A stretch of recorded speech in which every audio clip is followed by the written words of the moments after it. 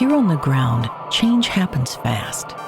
Problems feel frequent and urgent. It's loud and anxiety runs high. From a satellite view, the Earth looks the same as it did thousands of years ago. We've been here before. Let's learn from our past and shoot for a better future.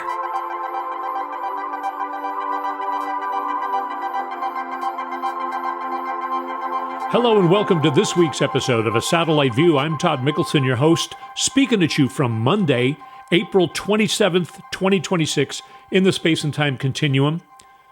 And I was saying on Saturday morning when Trump ended up going to Mar-a-Lago on the same day that he was supposed to be in Washington, D.C., where he already was, Friday night or early Saturday morning, like really early Saturday morning, he flew from D.C. to Mar-a-Lago. He was supposed to be at the White House Correspondents' Dinner on Saturday night. So I was thinking, okay, it's totally devastating for him to show up to it because they're giving awards for reporting on the Epstein files, for instance. Caitlin Collins, I think, from CNN was supposed to get an award on that. And what's Donald Trump going to do? And he's supposed to give a speech. He's supposed to kind of be funny. This is the one where the presidents tell a couple jokes, you know. George W. Bush, he doesn't know how to be funny except for when he's not trying to be funny. Like when he says stuff like, "You fool me once, well, you fool me twice. You fool me once, you can't fool me again." He said that, you know. You got to wonder, is our children learning in school? He actually said that. He was very funny, but not when he was trying to be funny. So he had a guy imitate him at one of the correspondents' dinner because he just couldn't be funny. Barack Obama kicked ass. He knows how to deliver comedy. He had some great writers, and he was a good performer. Donald Trump, can you imagine him trying to go up there and be funny during a normal, you know, what the presidents do, like what Barack Obama did? No, you can't.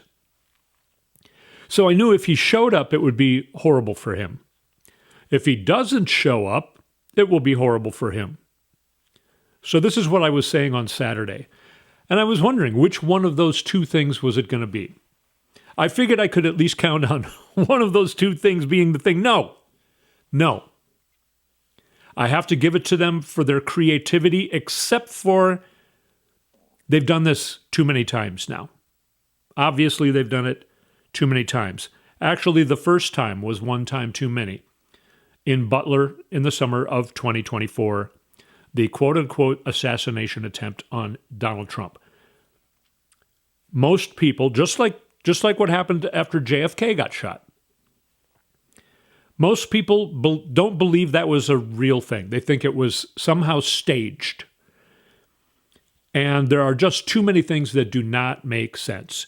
Just like back in the 60s, I remember my dad, he didn't believe that Lee Harvey Oswald shot Kennedy. Nobody did. There were documentaries being made. There were legitimate reporters going after information, interviewing witnesses, that were often not interviewed by the FBI or the CIA or anybody who was investigating the assassination of John F. Kennedy. And the official story, is the least believable of any of the stories people tell about what might have happened. We're never going to know exactly what happened, but I know Lee Harvey Oswald did not shoot him.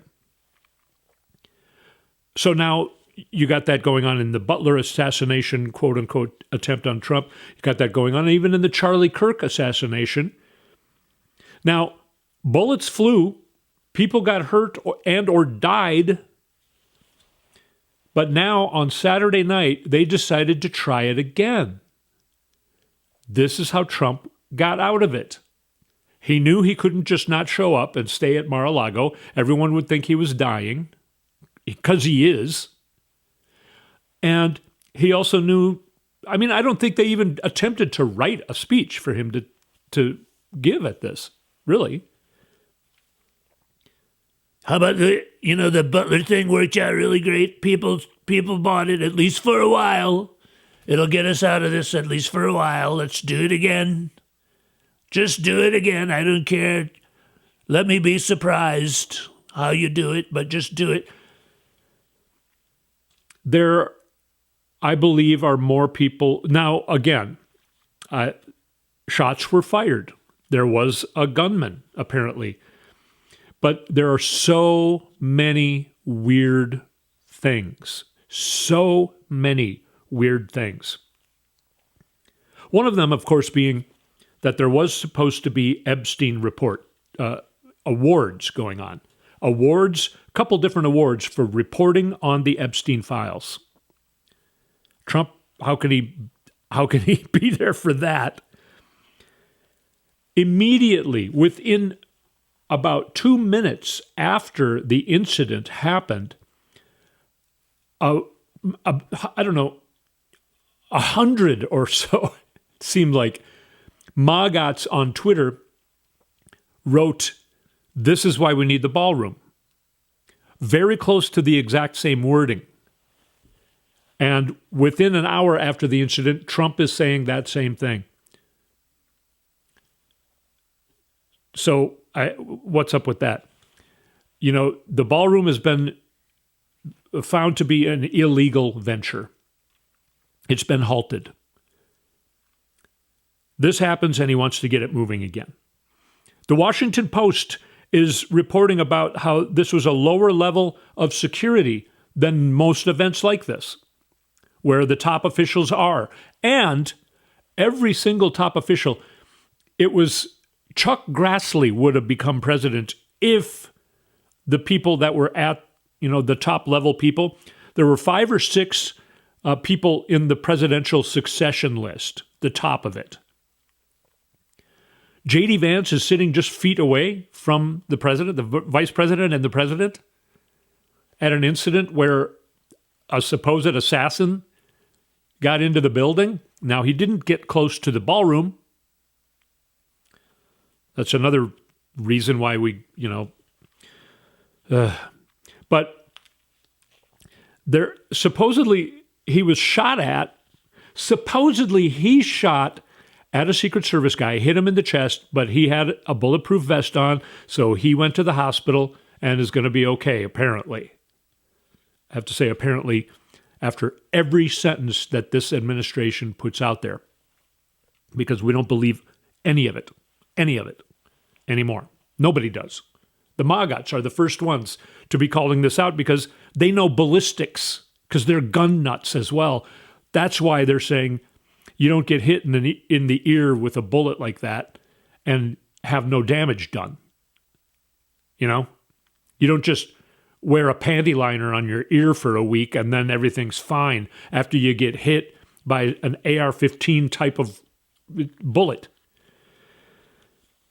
So they're the ones who are pointing that out. They're also the ones who are pointing out a lot of discrepancies in the assassination of Charlie Kirk. And by the way, Charlie Kirk was starting to turn on the Trump regime and on Israel. Okay, now, Saturday night, there were more things going back to what supposedly happened. That's what I was doing, right? I'm getting a little beside myself here, as I'm sure you are too. I was so frustrated when they pulled this stupid... because, of course, the mainstream media is talking about it seriously. They're taking it like it's actually a thing, when they should be asking the questions that everyone else, like me and Ben Meiselas on the Midas Touch Network, are asking and pointing out. I'm going to play a clip from his show in just a moment here. But anyway, so the shooter apparently runs into a lobby that's on a different floor than the ballroom and takes a shot at a Secret Service guy. And then there were something like 5 shots taken at him, none of which hit him. Are these guys trained in shooting guns? What? But they successfully arrested him. So how did they take him down? If he had apparently more than one gun, they shot at him and did not hit him, how did they stop him and take him down? They don't say. They don't tell that part of the story because they don't expect anyone's going to ask about that part of the story. There's supposed video of him that, by the way, Trump was showing within the hour. It was so grainy, there's never been a camera.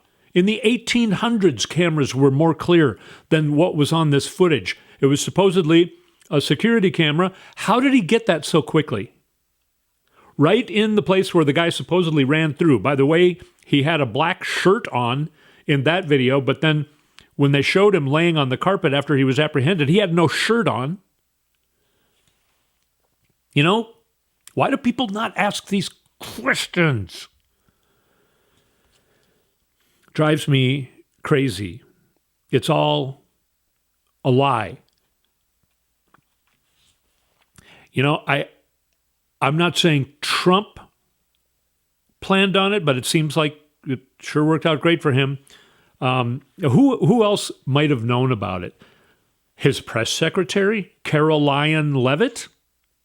Here's what she said right before the dinner. He is ready to rumble. I will tell you, this speech tonight will be classic Donald J. Trump. It'll be funny. It'll be entertaining. There will be some shots fired tonight in the room. So everyone should tune in. It's going to be really great. What? There will be some shots fired tonight. Now, here's a reporter from Fox News calling into a Fox News show from the ballroom, or from outside the ballroom, actually. And here's what she said regarding Caroline Leavitt's husband. I want to just quickly tell you, I was sitting next to Caroline Leavitt, the press secretary's husband. He was one of our guests. He was seated right next to me. And, right as the dinner was starting, the national anthem happened. And then he kind of leaned over and said, I watched you on TV. You do a great job. You need to be very safe.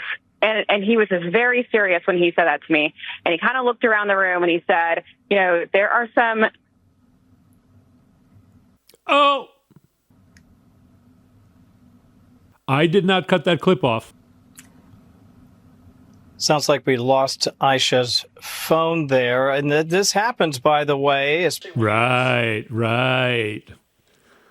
You didn't push a button to cut her off, did you? So what's going on, man? What was going on? People say, people can't keep that many people can't keep a secret. Of course it was real. Of course it wasn't staged. Of course it wasn't fake. Of course Lee Harvey Oswald shot him. The secrets are getting out all the time. They did it back in 1963. And they are now. The press secretary just can't help herself from hinting at what she knew was going to happen? Or was it just a coincidence that she said that? And then what about her husband? And then why did Fox cut that reporter off when she was making that particular report? Again, don't trust me. I certainly don't trust corporate media. I learned all of these things from other sources. All of these things are true. There's video footage. There's direct evidence of everything I'm saying. And then they say, like, let's just say they would say it about me. Not that anyone's going to find out, except for you. I don't know that other media know that I exist. But Todd Mickelson presented a bunch of conspiracy theories with no proof of any of them. Well, first of all, I am proving some of them. And secondly, why do they not have to prove? Why did they not have to prove that Lee Harvey Oswald shot John F. Kennedy? Why did they not have to prove that? Why do they never have to prove it? Why do, when we see a discrepancy and a lie in their story, why do we have to prove it? Why can't they prove it?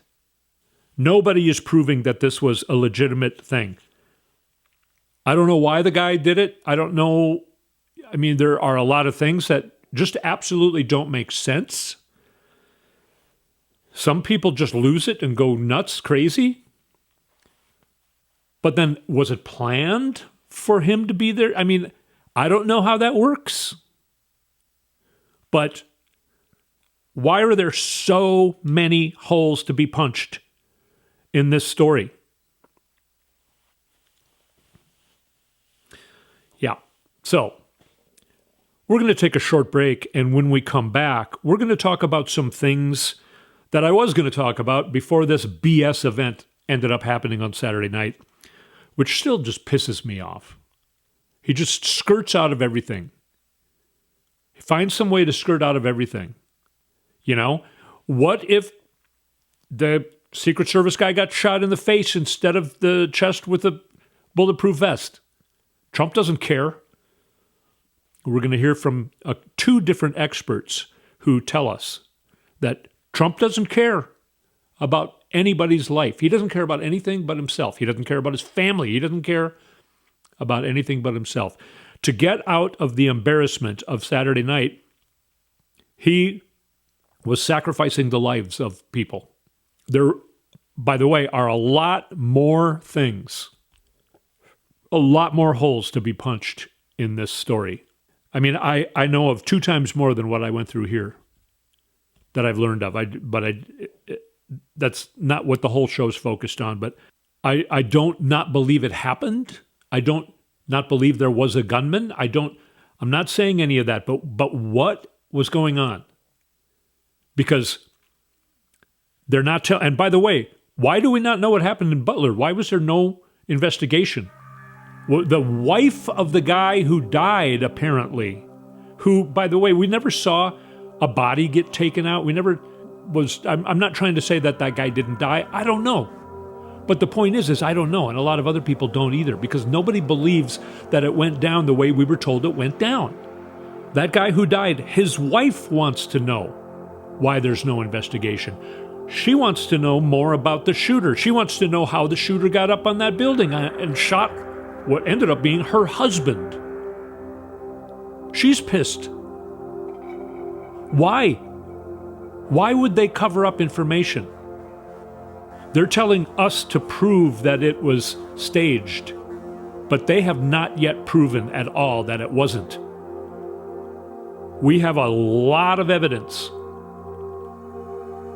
They, if they have some, are covering it up.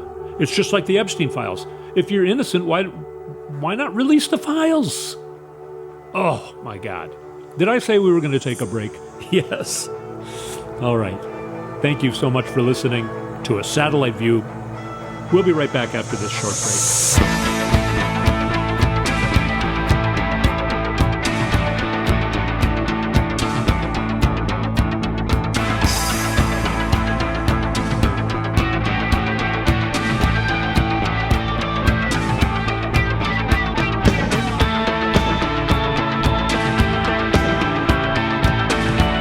And we're back on A Satellite View. Find our website, satelliteviewpodcast.com. Go to YouTube and search for Satellite View Podcast. Find our YouTube page. Subscribe. It's free. And then you can watch this show visually if you want to. And if you're listening just through audio, thank you so much for being here with me again this week. Our viewership and listenership is going up. That's great. It's a great thing. And also, you can find me at Todd Mickelson on Instagram, Blue Sky, Twitter, and things like that. Let's get into some of the things I was going to talk about before whatever the fuck it was that happened on Saturday night happened. Some of it is actually good news and funny news. Connie Ballmer, she is the wife of a guy who owns a sports team. I don't know enough about sports, and I didn't write down his name or the sports team's name, because that doesn't really matter. He's like a billionaire who owns a sports team. I have no idea what kind of guy he is or what his ideology is or anything like that, but his wife, Connie Ballmer, donated $80 million to National Public Radio that the Trump administration is trying to get shut down. $80 million for one person to give to an entity like that. That's how much Michael Jackson paid for the entire catalog of the Beatles music. I don't know why I remember that. Of course, it was something like 1982 or something. So I don't know what $80 million in 1982 would be now. But still, this woman gave it to NPR. She's not getting anything for it. She gave it away to support a very important news outlet. Here's something. You know Alex Jones, the InfoWars guy? Alex Jones, who says that Sandy Hook was a hoax and that the parents who were sad about their kids getting shot were actors and actresses. And then he got sued by those parents, and he owes, I don't know, an unrealistic amount of money to a bunch of different people, and he's totally wiped out. He had to sell InfoWars, and it was bought by The Onion. The Onion that does parody news and has for years. They've been struggling because reality is more funny than anything that they've been able to write over the last 8 or more years. But them acquiring InfoWars is absolutely marvelous. Oh, so also what else? The talks. This is part of the reason why this assassination BS happened on Saturday, I think. Talks were supposed to be going on between J.D. Vance, apparently, and the other two guys, Stephen Witkoff. I can't even remember. This is good. My brain has pushed his name out of my memory in favor of something better. Jared Kushner. Oh, damn, it's back. Anyway, those guys were supposed to be talking to Iran on Saturday. Iran said, I'm not going. So then Trump announced, I told JD not to go. I don't want him to keep taking an 18-hour trip to talk to nobody that we don't even know, talk about nothing. It's all a farce. The talks were never going to happen. Trump has lost complete control over whatever the hell he's trying to do in Iran, which we've not heard talked about now for the whole weekend and today, apparently. Trump, I don't know, is he in hiding again? What's going on? He successfully got people to stop talking about that. Stop talking about he didn't get people to stop talking about the Epstein files, actually. But they kind of stopped talking about the whatever he's doing in Iran and the fact that he looks like an idiot and is losing to Iran, had no idea Iran could stick up for themselves. Another thing that happened is Eric Trump became a consultation guy or whatever to a company that's owned by a guy who used to own some sort of bank, and he told the people that were putting their money into his bank that he was FDIC covered, and he wasn't. And then, of course, he drove it into the ground, and everybody lost their money. And for some reason, he was not put behind bars for fraud. He started a new company that makes robots for the military and got a contract from Donald Trump and Pete Kegbreath's Pentagon. The Pentagon paid that company $24 million. The company only started at the end of 2024.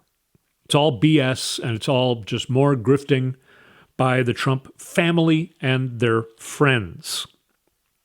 Another interesting thing, the aircraft carriers now have been at sea for so long that they're running out of food. Troops have lost significant weight. They're taking pictures of their tray that has hardly any food on it, and it's getting out into the public. And of course, Trump says, that's fake, People also realize that Friday is Market Manipulation Friday, where Trump says we're going to have a deal in the war. The war's going great. We're going to be at peace soon.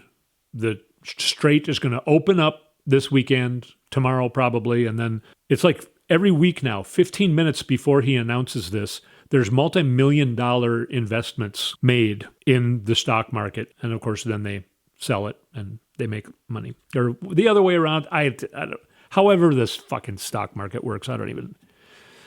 Yeah, I do know, but, I might have explained it wrong there. And I don't care. I don't care. The stock market is just for rich billionaires at this point. All right, let's talk about what's going on with Trump's health. First, I'm sorry, that was an early teaser. Here's something. No, I'll save these things. Okay, now there's another false teaser, right? I'll save these couple things for the very end because it's good news. But let's talk about Trump's health. First of all, when he was, they were trying to get him out from the room, which took him way too long. J.D. Vance had been whisked out like that and was gone for like a full 60 seconds before they got Trump out. They get him to stand up, and then he immediately falls down because I don't think he can barely walk anymore. And then they had to pick him up and drag him off behind the curtain. So here are two experts on the subject, and I want you to pay attention to how congruent what it is they're saying is. The first one is Dr. John Cartner. He's a psychologist, and here's some things that he was saying about Donald Trump. The nature of his organic cognitive decline, which I believe is probably frontotemporal dementia, is that it never gets better and it never stays the same. It only gets worse. The rate of deterioration begins to accelerate. At this point, the decline is so rapid that he's not the same man he was 4 weeks ago. The frontal lobe is really what distinguishes us from animals. It's the thing that inhibits us from just acting on stray impulses. But the main thing people need to understand, if you think of that frontal lobe as deteriorating, right? And that's the brake, and that's the judgment, right? The two things you would need in a president of the United States who's making decisions about war are judgment and restraint. And those are the two things that he is literally, we're almost down to zero in the tank. These are the patients in the nursing home who they dose with high-dose antipsychotics because they're so violent and out of control. And he's not just a patient in a nursing home. He's got the nuclear codes. The way he's talked about the war in Iran, half the time he's incomprehensible, and half the time he's internally inconsistent. There's no rhyme or reason to it. He's become more erratic. He's become more disinhibited. He is a malignant narcissist on a good day, right? Before he had organic cognitive decline, which means he is fundamentally an evil person. His frontal lobes are deteriorating. He's losing judgment. He's losing what little impulse control he had. He's losing his hold on reality. What malignant narcissists like to do is to feel powerful by destroying and dominating and hurting other people. They're sexual sadists who feel better by causing harm to other people. He can use the U.S. military to blow up whoever he wants, and that gives him gratification. He said to Jonathan Swan that the military is looking forward to its next conquest. This is fun for him. Yeah, the sexual sadist thing is haunting after hearing some things about the Epstein file thing. He likes to hurt other people, and he likes to see them hurt. So here is another expert. Here is Professor Jeffrey Sachs. And one thing, if you're watching this, you'll see that he's on the Piers Morgan show. Now, if you're listening to this in audio, Piers Morgan is a right-wing. He's stuck up for Donald Trump for years now. And he's not stopping this guy, Professor Jeffrey Sachs, from saying all of these things about Donald Trump, which I find that in itself is quite significant. Israel and the United States together have created a disaster in the Middle East. Israel has created a genocide. Israel and the United States together have created this war of whim in Iran that has killed thousands, but has already begun to devastate the entire world. But we also have clearly a clinical condition. We have an individual mental incapacity. The psychiatrists and psychologists that look at this call it the dark triad, meaning that the man is narcissistic, Machiavellian, in other words, completely untrustworthy in every way, and psychopathic, meaning that killing other people does not have any concern for either of these people. So these are both dark triad personalities. Many people are saying, Piers, that Trump is also showing symptoms of frontotemporal dementia as well. In other words, that this personality has always been there, but the loss of impulse control has taken over, perhaps because of dementia added to this. We have a very serious issue. There's never been a president in this incapacity. He goes on for a little longer, and Piers Morgan normally would interrupt somebody who's talking like that, but he let him go on and on. Yeah, so these are things that are happening. Another thing, I mentioned the Epstein files and that people have not stopped talking about them. Now, on Saturday, the Epstein survivors, again went to Washington, D.C. They did something on the mall. Aaron Parnes, he's got a great show on YouTube now. He has been a lawyer, but now he's becoming a journalist, and he does a great job. He has 8-minute clips a few times a day, great reporting on a lot of this kind of stuff. And he does a lot with the survivors. He has announced, by the way, that this week he's got big news on the Epstein files, on the Epstein matter.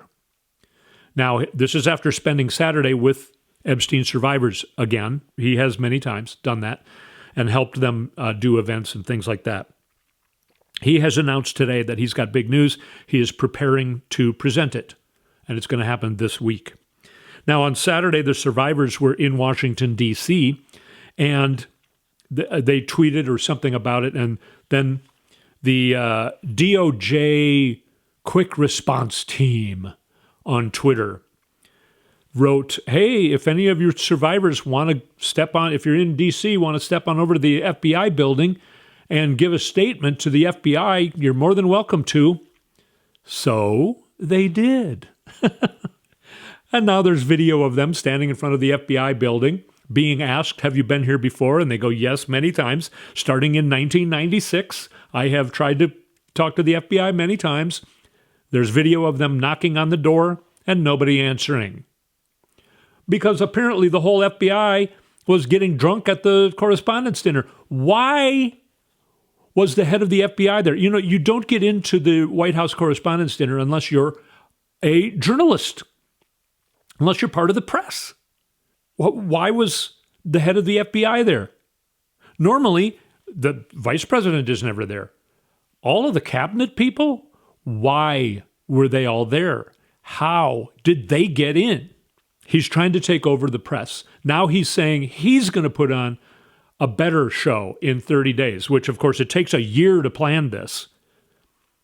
And he destroyed it and thinks that they can just do it again in 30 days. Right. And then he thinks that they're going to do it on the White House grounds in his ballroom. That's not going to happen. That's nothing that would ever happen. The ballroom on the White House grounds, what does he just think it's going to be like? I could book a wedding there for, or something? Such a fucking dumb shit. Sick of it. Anyway, we were in the good news part, right? So Epstein survivors are still keeping it alive. So is Aaron Parnas. So is Katie Fang, who just this morning filed a lawsuit against Todd Blanche and the DOJ because they're breaking the law every day. She's a journalist and she wants to tell the American people what is going on. And she can't because they have over-redacted and not released the Epstein files. So she's saying, hey, you're breaking the law. You were supposed to release everything in December, and you still haven't. I'm suing you and telling you got to do. She's not looking for money. She's not going to get paid a cent for this. She just wants the information to get out. She is a stellar reporter. She was laid off from MSNBC because she's an Asian woman. I don't know which one was worse to them, but they couldn't keep her on. They can keep Ari Melber, the worst fucking host I've ever seen, on that channel. He's still on there, but Katie Fang, they had to let go. She was one of my favorites on that channel. But they let her go. Now she's even more powerful. She's got her own gig. She's working with Midas Touch Network, but she's got her own channel. She's free to do her own thing. And I want you to find her. The way you spell her name is Katie, Katie, Fang, Phang. And if you go to YouTube, her channel is called Katie Fang News. So she's at Katie Fang News. Go find it. She also puts out concise, very thorough reporting. And I believe she used to be a lawyer as well. So she really knows her way around lawsuits and things like that. So she really gets to the meat of things. I've seen her read more of actually between her and Aaron Parnas, I've seen them cover the Epstein files more thoroughly than probably anybody. And so go find Katie Fang. She's being a hero to us all right now by suing Todd Blanche and the Department of Justice, quote unquote. All right, there's some good news. We're keeping all of this stuff alive. No matter what happened on Saturday night, we will not be distracted. We're going to keep on this. You and I are going to stick together. The power of the people is palpable. Let's keep it up. We are winning. That's why they did this BS on Saturday night. They think they got us all in line, but they don't. They don't. So let's keep it up. Let's stick together. I will be here for you. Thank you so much for being here with me. I appreciate it so much. And thank you for getting all the way through this show again. And I will speak at you next week.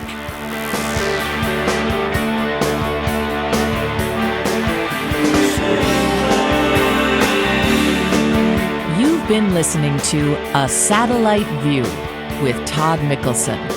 Go to toddmickelson.com for links and more information.